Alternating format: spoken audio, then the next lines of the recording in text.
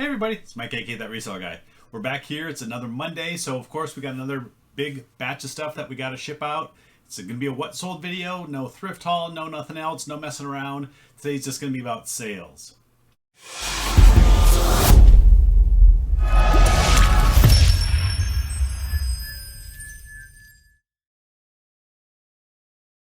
It was an okay weekend on eBay. It's kind of been that way the last couple weekends. I haven't had one of these fantastic weekends in a while where I've sold, we'll say $800 to $1,000 worth of merchandise. It's been more like this where I'm selling $400 to $500 on a weekend, which is still fine, but it's not really the numbers I'm looking to hit. I'm trying to hit at least $200 per sale, $200 per day in sales on the weekends, and it's partially my fault. Last weekend I did not list a whole lot. I actually cleaned out a little bit of inventory out of my store. I was over 900, ranging between 900 and 925 items, and I think I'm down to like 850 now. So I cleaned out some dead inventory, trying to get some new stuff in there. I just got a new batch of autographs back from PSA. I just got them authenticated, so I just got a bunch of that stuff listed this morning. Got some new inventory from my guy. Got that stuff listed as well, or priced to go to my antique booth. I got a ton of stuff going out to my antique booth with that big haul of pops that I had. If you didn't watch that video on Friday, go back and watch that one. You can see all the pop figures that I'm taking out to my booth, along with a little bit of an update on KK's Lego journey or reselling journey on eBay. Filmed a little more this weekend. She finally got some items listed out on eBay, some of that Lego purchase. So hopefully she can get some sales going this week. So yeah, we're going to jump right into it. I sold items on Amazon. I sold items on eBay. 2 on Amazon for about 80 bucks. And I think there's like 13 on eBay for another 500-ish. I don't have the exact total because one of the items actually shipped out already. I'll go ahead and pop it up since it's already taken care of. The person lived here locally, so they wanted to just do a local pickup. And I met him yesterday, dropped off this baseball card set. It's a 2012 Topps baseball. This is like the retail edition of the set, but the box was open. This is a really good set. It's got 2 cards of Bryce Harper, 2 rookie cards, and also has like the second or third year Mike Trout card in it. So really good set. It sold for $79.99, and I refunded him the shipping amount. Next, let's do the 2 items off of Amazon quickly here. First up, we got this card game. Now, I talk all the time about buying these new sealed card games for like $1 or $2. Never look them up in the store. I just buy them for $1 or $2. I know they're going to be worth it. This one here is called Swap. This is called the Swift Swappin', Switchin', Slappin' card game. So if you like card games like this, it's for you. I bought this for, I think, $2. Listed it over on Amazon.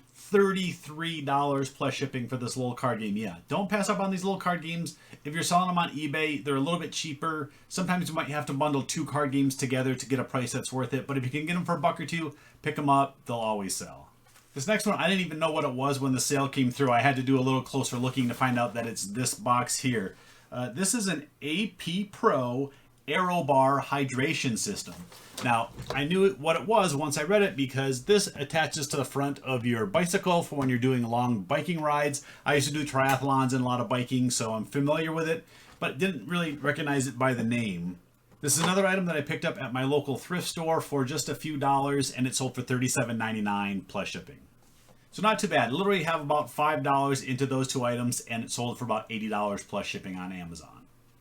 All right, now let's get to this eBay stuff here. And the good thing about it is there's not a lot of sports cards, and I think that's why my total was lower. I didn't have a lot of sports card sales, a lot of thrifted items, a couple sports-related things that I got from my guy, but a lot of good variety of items. So stay tuned and watch everything. And quickly, if you're new, you're watching this for the first time, you need to hit that subscribe button down below and help support the channel. I appreciate all the thumbs up. That definitely helps me out with YouTube as well. So let's get into this stuff here. We're going to get the card stuff out of the way quickly. It's not terribly exciting stuff. First, we got this lot of 25 or 28 different basketball cards. These were just in a bulk lot of stuff that I purchased. Did a couple lots like this, had them relatively cheaply, and this one sold for $4 plus shipping.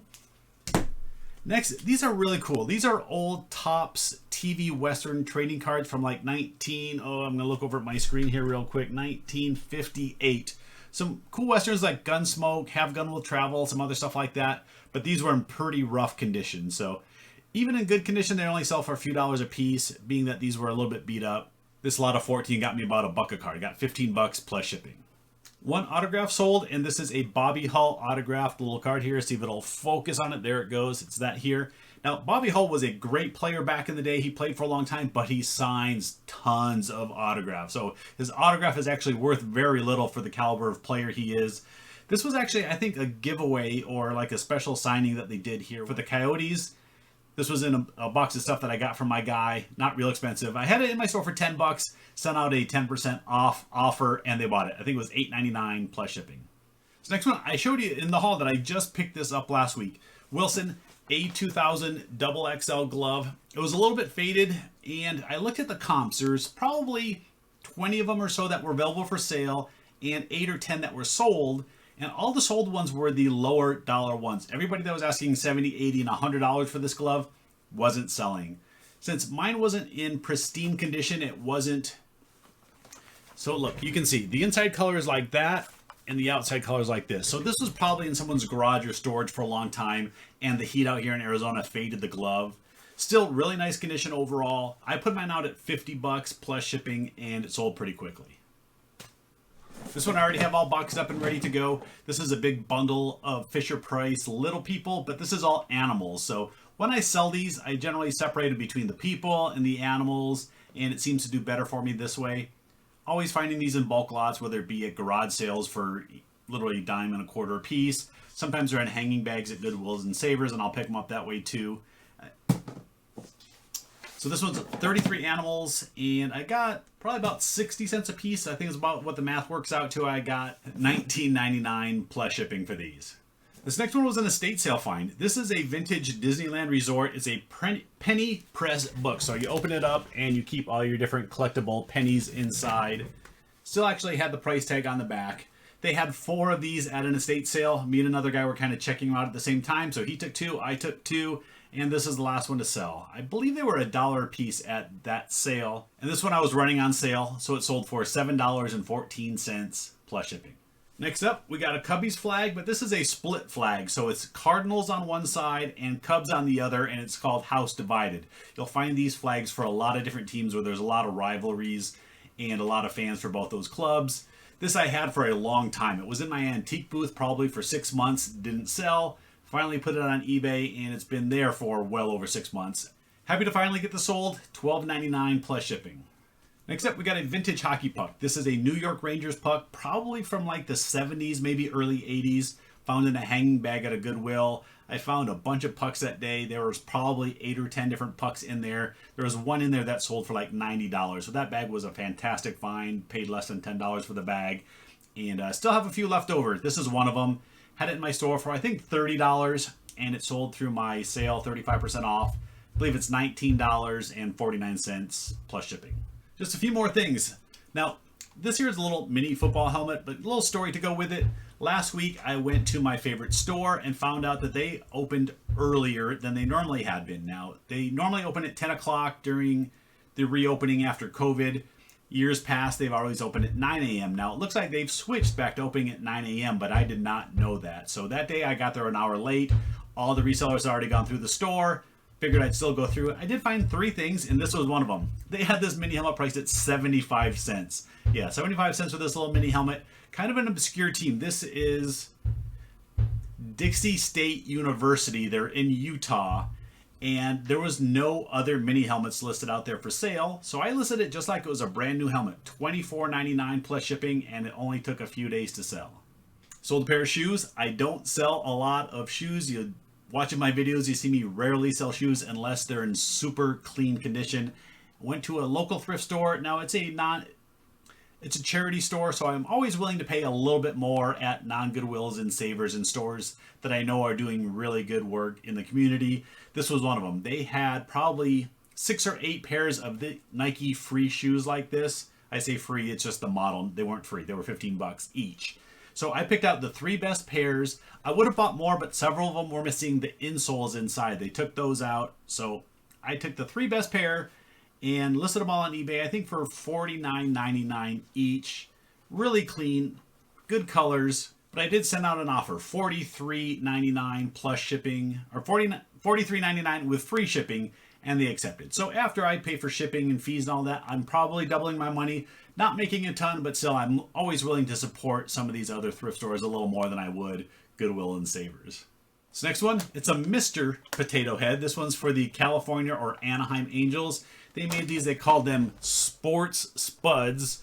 And they made them, I think, for every team. I've had a few of them, a couple Diamondback ones.